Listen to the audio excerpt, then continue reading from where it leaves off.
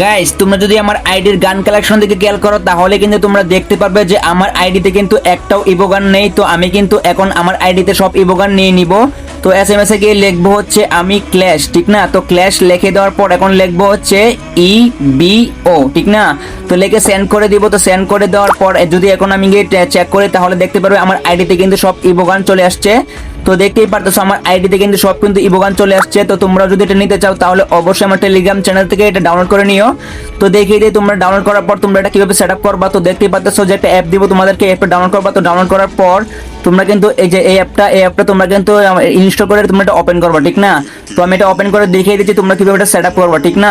তো এটা ওপেন করো। তো ওপেন করার পর তোমাদের সামনে কিন্তু এরকম আসবে। তো এরকম আসার পর তোমরা করবা কি, যে এখানে দেখি ওকে আছে, ওকেতে চাপ দিবা। তো ওকেতে চাপ দেওয়ার পর উপরে দেখবা যে একটা VPN এর মতো অপশন আছে, দেখাই তোমাদেরকে আমি। তো যে এটা তোমরা অন করে দিবা, ঠিক আছে? এটা তোমার বন্ধ থাকবে, তোমরা এটা অন করে দিবা, অন করে গেমে ঢুকবা, তাহলে কিন্তু হয়ে যাবে।